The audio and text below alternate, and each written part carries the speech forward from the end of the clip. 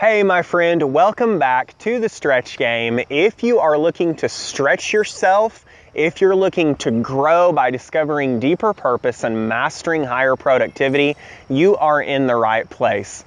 So this weekend, just a few days ago, I had the opportunity to go back home, and I don't go back to the town I grew up in very often. It's the small town of Pryor, Oklahoma, and because I don't get to go home very often, it makes me nostalgic at times. And I had the opportunity to go to Woodland Hills Mall in Tulsa.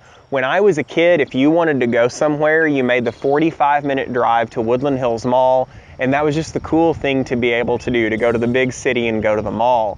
And so I got to walk around the mall a little bit, and it really got me to thinking about where I've come from and how leaving small town Pryor at 19, how much I've accomplished. And thinking of that, it gave me confidence for the future. It just reminded me of the things I've done. And it also made me very grateful on a grand scale, right? Now kind of looking at the arc of my life from the time that I left there, all the things that God has blessed me with and the abilities that He's blessed me with and the things that He's blessed me with and the people that He's put in my life. Sometimes it takes a situation like that to get us to look back and to be grateful. And if you're somebody who's a high achiever, I know that you're always looking out the front windshield for what's next, for the next goal, for the next action, for the next leap in your life or the next obstacle to overcome. And it can sometimes be difficult to look in the rearview mirror of life, right? To remind ourselves of the things that we're grateful for, the ways that we have been blessed and the things that we have done. And it's very powerful to do that because it really does two amazing things for you. Number one, it just makes you a grateful person and it makes you happy. It gives you a sense of fulfillment. And number two, it really gives you confidence in who you are, and it reminds you of the tools that you have in your tool belt. So I thought I really just want to share with you in this episode what I do daily to help me get back, to remind myself of where I've come from, to give me that confidence, and to make me more grateful and to keep me grateful every day and just remember all the ways I've been blessed. So that's what we're going to do today. Stay tuned and enjoy.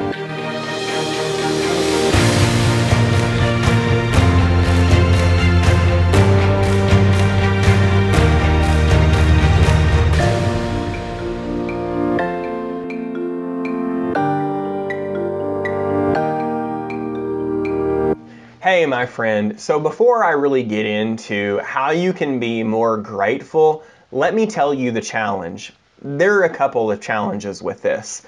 The first challenge is it's really hard to tangibly have a success metric for what it means to be grateful, right? Because if I ask you, okay, are you grateful?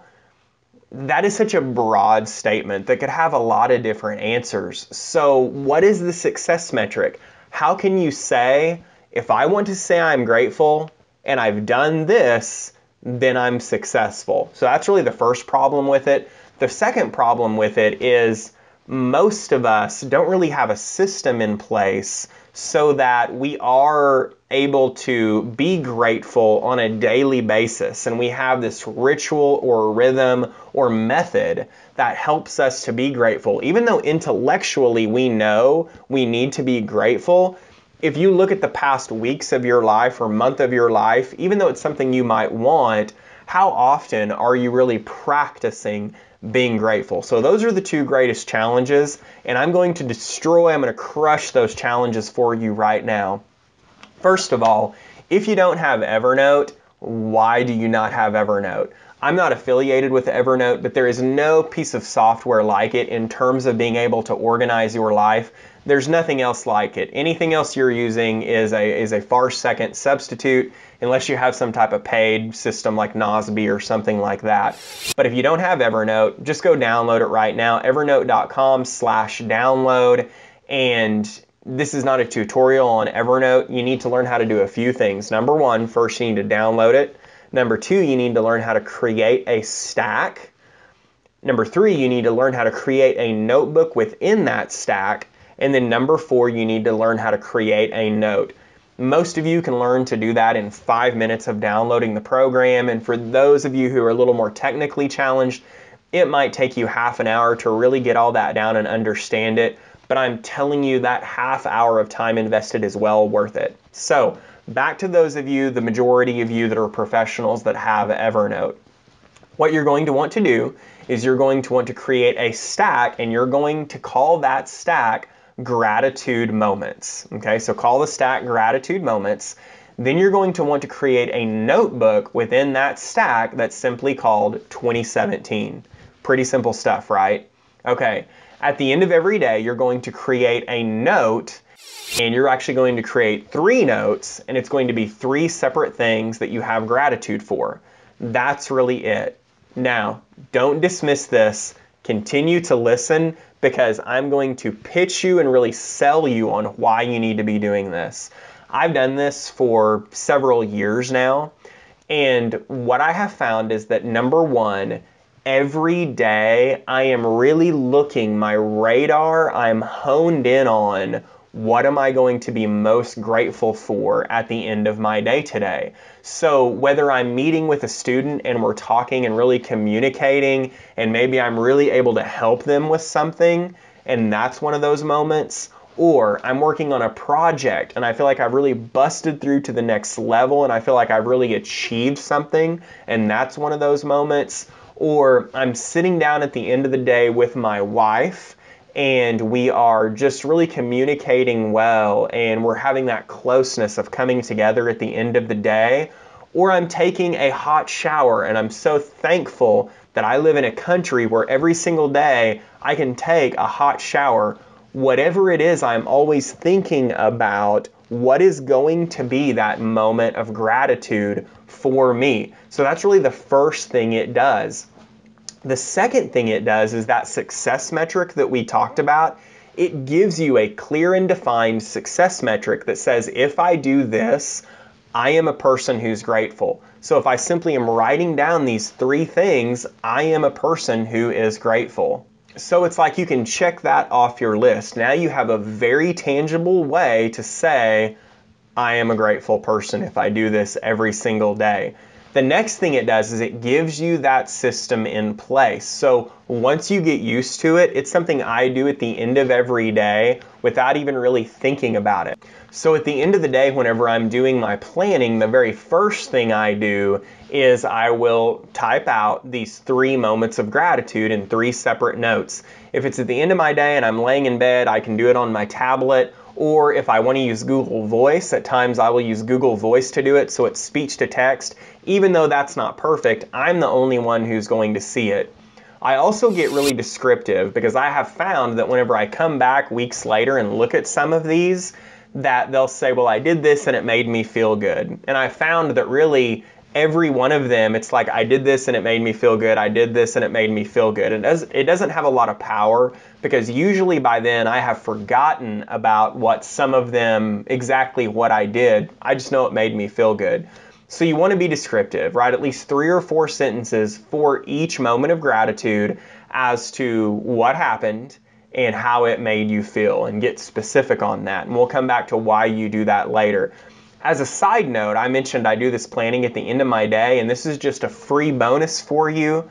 Your brain uses 2 very different areas in order to plan, in order to preparation, and it uses a different part of your brain to act, to take action, to move forward.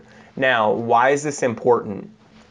If you do your planning at the beginning of the day, and that's fine if you do that, but I really want to urge you to consider trying for a month to plan the night before, because it's like shifting in a car. Whenever the car is shifting gears, it has to make that connection, it has to slow down, and it has to rev back up. To me, that is that gap, that time period between finishing your planning and starting to take action. If you do the planning the night before, you don't have that rev up process, and it avoids you getting into an analysis paralysis. It's not there. You simply hit the ground running the next day and take action. So I always plan the night before so I can just start off running the next morning.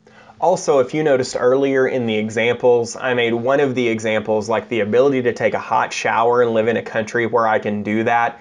you want to try to make one of your moments of gratitude each day something very, very simple. Now, there's a lot of reasons I could give you for doing this, but let me just say that if you get used to looking for the simple things, and if you get used to taking gratitude and being gracious for the very simple gifts that God has given you, that will help you to see things in a very different way. You'll always be able to be grateful for something, so try to make one of the three something very simple from your day. So number one, this gives you a really clear success metric. If I do this, I am being grateful, I'm being successful in gratitude. The second thing it does is it gives you a system, it gives you a ritual, and like any ritual, over time it becomes habit. And I've got to where I do this without even really thinking about it now. But here is the magical bonus. This is really the third thing that it does. If you remember, I asked you to get really descriptive on each one of these gratitude moments.